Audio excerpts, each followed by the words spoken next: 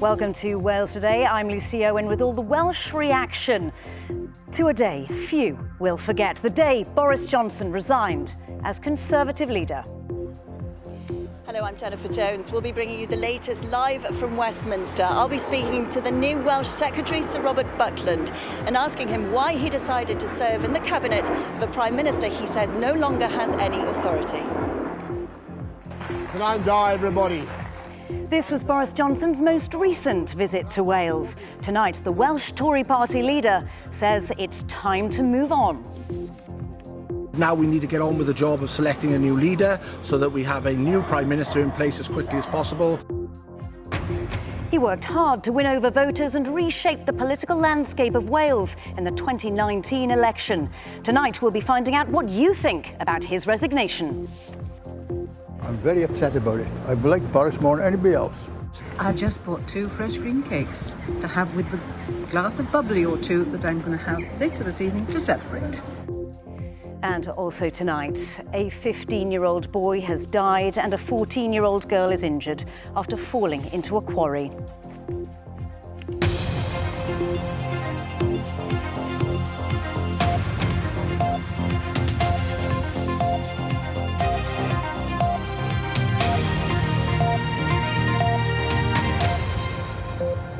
Good evening. Well, it's been quite the day in Westminster as the resignations piled up.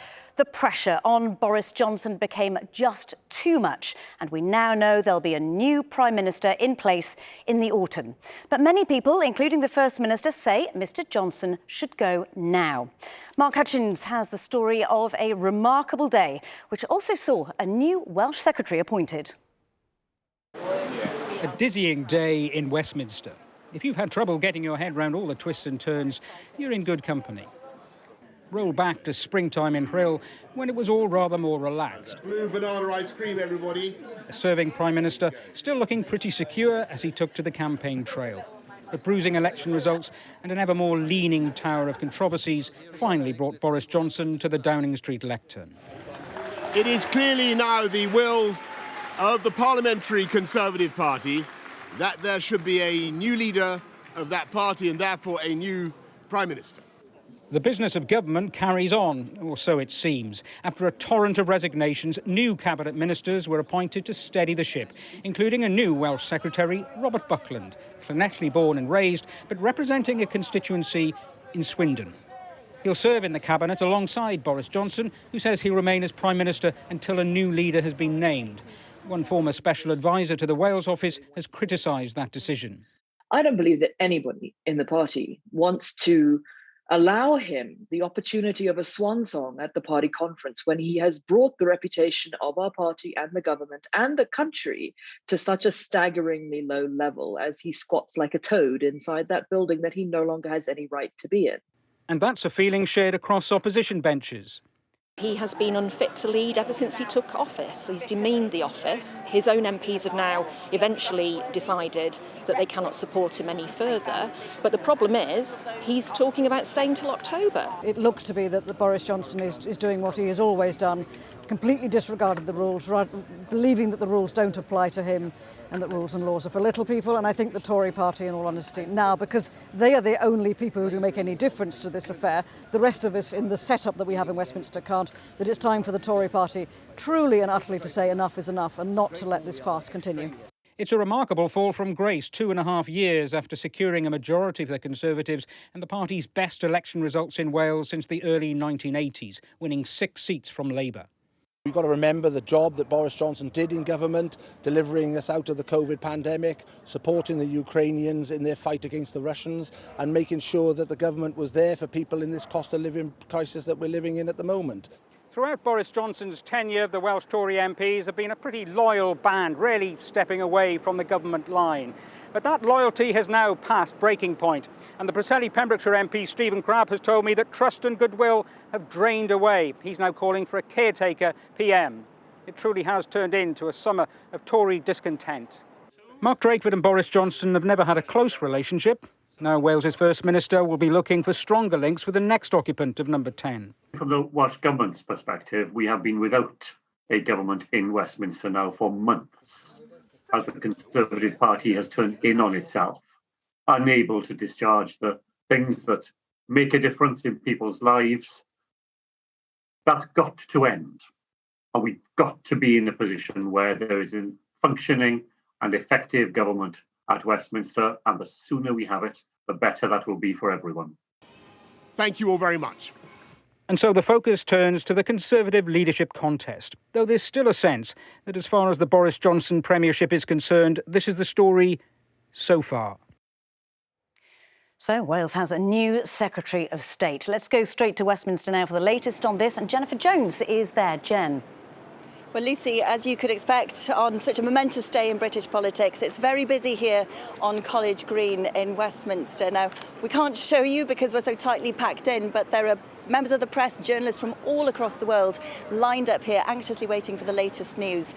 Now, as far as Wales is concerned, Simon Hart, the Welsh Secretary, he resigned last night, but by lunchtime today, we had a new one. His name is Sir Robert Buckland. He's from Llanelli and he represents Swindon South, and he joins me now. Good evening. Good evening. Thank you for coming along. Just to check, you are still Welsh Secretary. It has been 7 hours. Yes, I'm in post, and I want to pay tribute to my great friend Simon Hart, who's stewarded the Wales office through some very interesting years, and he's left a great legacy, and I'm going to follow up on the Shared Prosperity Fund and the growth deals that are so important for the future of all parts of Wales. As far as your appointment is concerned, with all due respect, were you offered the job because no one with a seat in Wales would take up the role? Well, you can ask the Prime Minister that. I mean, I've been in Cabinet before. I've served Wales as a Solicitor General and then as the Lord Chancellor, dealing with the justice system in Wales, so I have extensive governmental experience of Wales, and I was happy to play my part in serving my country. This is all about now the need for an orderly transition of power, and that's why I and other former ministers have come back into the Cabinet to make sure that that happens. Talking about serving the country, you've already had a Cabinet meeting which you said went well earlier today. This morning you were quite critical of Boris Johnson on radio, and within a few hours you had accepted a seat at his Cabinet table. Have you not undermined your credibility somewhat? Not at all, because I said yesterday to the Chief Whip that I could not serve in a government led by Boris Johnson if he didn't offer his resignation as leader of the Conservative Party. He did that this morning. That was the key change that has allowed me and a number of other critical colleagues to come back in and serve not so much him, but the country, and to work together as a collective cabinet to get the job done. As far as the timescale of a new leadership contest is concerned, it could take up until September. Are you content to sit next to a leader on the front benches that you yourself have said has personality issues, has trust issues, and no longer has any authority? Well, his political authority is done. The decision was made and he's now accepted it and quite rightly resigned as leader of the Conservative Party. But the country still needs a government, and the Prime Minister is there until his successor is elected. It's now our job to be the caretakers, to make sure that the work of government continues, that the manifesto programme that we promised in 2019 is implemented. We have no time to lose. Big challenges for Wales and for the rest of the country. That's what I'm coming to lend a hand to do, and I'm honoured to serve. And is the Wales office a functioning government department? Who is your team? We know Virginia Crosby has resigned as a PPS. David T.C. Davis was saying this morning that he expected to be sacked. Who is your team? Well, I can tell you that I'm delighted that David is staying as the junior minister and Lady Bloomfield in the Lords as spokesperson there. I've yet to have a PPS appointed, but I'm sure we can sort that out. Of course, I know and like all my Welsh MP colleagues, indeed of all parties, and I will work very closely with Virginia and others. Her agenda on nuclear in Anglesey is very important to me, and I was in Bangor University only on Friday to talk about that very issue with senior academics. And very briefly, the Conservative Party will need a new leader, whatever happens. Could you be that new leader? Well, look, I think it's very early days. We need to work out actually what our values are, and we got elected as a one-nation government to serve the whole of the United Kingdom. Freedom under the law, that's what good Conservatives believe in, and I'm looking for a candidate with that quality. OK, well, Sir Robert Buckland, thank you. That wasn't a no. Anyway, thank you very much. Well, back to you, Lucy, from College Green, where there are plenty of journalists, as I said, eagerly awaiting for any news and any developments on this busy day. OK, Jen, thank you very much. Well, Boris Johnson had always been credited with being a vote winner. In 2019, his victory reshaped the political landscape of Wales. But how has people's opinion of him changed since then? Matthew Murray has been to Bridgend and the Vale of Glamorgan, two Conservative constituencies, to get reaction to his resignation. It was the talking point on the streets of Cowbridge in the Vale of Glamorgan this morning. This town has long been a Tory stronghold, but the majority of people we spoke to felt it was time for Boris Johnson to go. I'm not shedding any tears for such an objectionable Prime Minister, but I'm rather worried as to who's going to take over after him. Did you vote for Boris Johnson? I did. I did. So how do you feel today now? It's a sad day. It's a sad day for the country, I think, but it is time for him to go. To Boris resigning? I'm very upset about it. I like Boris more than anybody else. Did you vote for Boris last time round? Yes. I thought he would be good, obviously, but turns out I was wrong. In 2019, Bridgend turned blue for the first time since 1983. The Conservatives won the seat from Labour, but there was more of a celebratory mood here today. I just bought 2 fresh cream cakes to have with the glass of bubbly or 2 that I'm going to have later this evening to celebrate. Why do you feel this way? How about some sleaze? Corruption, inadequate, self-serving. Relieved, bit of a buffoon. Let's get rid of him, really. But in Denby, many said they were disappointed he was stepping down. I think it's a shame he's gone. Thought he was a good Prime Minister, you know. Brought stability to the country. Good bloke. I think he's a good Prime Minister. I think he's done very well for our country. I think a lot of people's opinions are not fair on him for what he's done. He's not a politician, he's just a socialite, just play acting. So no, I'm glad he's gone. What the future holds for the Conservative Party is uncertain, but most on the streets of Wales are in agreement that it's time for the Prime Minister to go. Matt Murray there, and those voices show what a different picture it is to 3 years ago when Boris Johnson was elected. Our political correspondent James Williams has been looking at just how his popularity here has changed. James, over to you. Diolch yn fawr, Lucy. Let's start with the 2019 general election, an election in which Boris Johnson promised to get Brexit done. Well, it delivered a stonking majority for the Conservatives, and here in Wales, the party recorded its best results since the early 1980s. Now, of the 40 constituencies in Wales, the Conservatives won 14. But just a few months after that, the world changed, didn't it? The pandemic hit, a once-in-a-century event, the ultimate test for any leader. And the early opinion polling here in Wales suggests that at the start of the first lockdown, so back in April 2020, people were asked, is the Prime Minister Boris Johnson handling the pandemic well or badly? As we can see, 63% of people in Wales saying that he was handling it very or fairly well. Well, 2 months later, after revelations around Dominic Cummings' trip to Barnard Castle had come to light, some mixed messaging from the Prime Minister around COVID, and things had changed, hadn't they? They'd flipped, so 57% of people in Wales thought in June 2020 that he was handling the pandemic very or fairly badly. And those figures, they never recovered.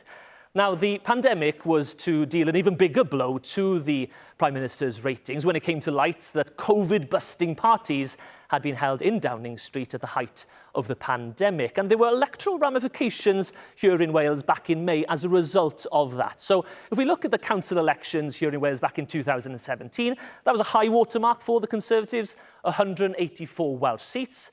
Well, look what happened back in May. They've lost about 80 seats, down to 111 Welsh council seats, and there's no doubt that the Prime Minister's leadership was a factor. But the controversies, they just kept on coming. Now, the last Welsh opinion poll was conducted about 3 weeks ago, so just before the latest set of controversies. But even back then, people were asked, should the Prime Minister resign? As we can see, 63% saying that he should. And that opinion poll doesn't get any better for the Prime Minister. People were asked about characteristics. So is he trustworthy or untrustworthy, competent or incompetent, strong or weak? Look at the results. 76% untrustworthy, 67% incompetent, 59% weak. It's clear that many people in Wales had already made their mind up about the Prime Minister. And over the last days, weeks, and indeed months, many Conservative MPs have come to the same conclusion. Some very telling stats there, James. Thanks very much. Well, we can talk now to the Conservative MP for Monmouth, David T.C. Davis. Good evening. Now, you said Boris Johnson should go, but why did you decide not to resign yourself, like so many of your colleagues have done? Well, I made it clear I couldn't take Simon's role, but I also have a role in the Whip's office, which actually does quite a lot behind the scenes to deliver on the machinery of government. And it would have been wrong to resign from that. We are supporting other members of Parliament at the moment, and I have 100% confidence in the Chief Whip, Chris Eaton-Harris. So you stay in position and not sacked yet? Well, that was this morning, and I can confirm that I am continuing in the Wales office as well. Wales should be very happy to support Robert Buckland, who's an old friend, very capable person with a lot of cabinet experience, and of course a deep love and knowledge of Wales. So I'm very pleased about that and very happy to support him. Well, he said he's very excited about the nuclear agenda for North Wales, the shared prosperity funds. So you are singing from the same hymn sheet, are you? Absolutely, 100%. And I was very disappointed and surprised by Mark Drakeford's comments earlier, because actually Simon Hart worked extremely hard to keep his door open to Mark Drakeford. Mark knows perfectly well that we're spending £759 million on growth deals across Wales, 121 million coming in on levelling up funds, 46 million on community renewal funds. And of course Mark knows this because Mark likes to come along to some of the events himself, usually at short notice and without telling anyone, so he can grab the publicity for stuff that's been done by the UK government. So he knows perfectly well that we're delivering in Wales, and we'll continue delivering because we care very deeply about getting jobs and investment into Wales. Let's go back to Boris Johnson. Can he continue during the leadership contest, or is an interim Prime Minister needed? Well, at the moment, we've got 2 weeks left before the summer recess, and the Cabinet Secretary has made it very clear that this has to be a caretaker government that can't start any new legislation. So basically, it's a government that can manage what's already there, make sure the money flows into the different government departments. So we don't want the health service, for example, running out of money, or schools or anything like that. So we can manage the machinery of government, something the Whips have a role in, but there can be no new legislation, so nothing new can happen until the Prime Minister is replaced. Okay, so well, who would you like to see at the helm then, Mr. Davis? I really don't mind, but I want somebody who can bring a little bit of dignity and unity to the Conservative Party, and whether they come from the so-called left, right, centre or somewhere else, I really don't care, because I don't think these things matter that much. We need somebody who is going to bring the Conservative Party and the country together. So no names for us? No, because I'll sit back and see. I mean, the one I'll pick will probably be the one who I think is the nicest and most courteous to all of his or her opponents. And it won't be you? It definitely won't be me. I feel sorry for anyone doing the job, to be honest with you, because they'll have a short honeymoon period, which will immediately be followed by vast amounts of criticism by everyone, and finally they'll eventually have to go. I mean, that is the way it is, and it seems to have got a lot worse since we've all started getting our news from social media instead of actually from decent papers. But I don't want to sound like a middle-aged old man that I'm becoming. But that is a problem. David T.C. Davis, thank you very much for your time. In other news tonight, a 15-year-old boy has died and a 14-year-old girl is in a critical condition after falling into a quarry. The incident happened in Abersychan in Torfaen last night. Gwent police said the boy from Pontypool died at the scene. Nellie Bird reports. A sheer drop. The path along the top, known by locals as the Devil's Path. The trees have taken over what was once a lime kiln quarry. Now the path through this area is mainly used by local people as a cut-through between the villages of Abersychan and Trefethin. What you can see really clearly is this huge drop from above. Now this is a disused quarry, but local people tell us that it's always been a place where young people come to meet. The air ambulance was called here yesterday, faced with this really difficult rescue after 2 teenagers fell into the quarry. The Coast Guard helicopter was able to rescue a 14-year-old girl from Blaenavon who was taken to the University Hospital of Wales in Cardiff and remains in a critical condition. A 15-year-old boy from Pontypool died at the scene. The events of last night have caused shock throughout the whole community. Our valley is a very close community. Last night, messages were off the hook as we saw helicopters fly through the valley, and we were all deeply concerned about what had happened. This morning the community has rallied together and there's been a wonderful support to each other. The local school has been fantastic. The local emergency services have been brilliant. And I'm so proud of how our valley has come together at this time. Police have been at the scene today to check the area. Some family members have also been here, trying to make sense of how this tragedy could have happened. Well, time for the weather now, and Sue Charles has the details. Good evening. The weather's warming up over the next few days, with temperatures widely reaching the mid-20s over the weekend, and it's possible we could reach heatwave conditions into next week. Plenty of evening sunshine across Wales, clearer further south, a little cloud, some coastal mist and fog developing overnight, and mild again. Overnight lows 11 to 14 Celsius. Tomorrow, a cloudier start further north, coastal mist and fog lingering, but it'll burn away as the sun gets stronger through the day, at its strongest now in early July. A little breezier along the coast, but still pleasantly warm, around 18 Celsius in Conwy, probably hottest in southeast Wales, 26 in Monmouthshire. Now, over the next few days, high pressure over the Azores edges closer, and that'll influence our weather, settling things down through the weekend. And the air mass chart shows that'll continue to draw up warm air from the tropics, turning warmer day by day. Saturday's fine and dry, just a little patchy cloud, long spells of sunshine, highs of 19 to 25 Celsius. Similar on Sunday, high UV and pollen levels, and if anything, it'll be even warmer, with temperatures widely in the 20s, hottest in the southeast. So that's the trend through the weekend. Fine and settled, plenty of sunshine, and the warm weather continues into next week. And if, as the outlook suggests, we see temperatures exceed 25 Celsius for 3 consecutive days across Wales, or 26 in the southeast, then technically we'll reach heatwave conditions, for some of us anyway, more likely further east next week.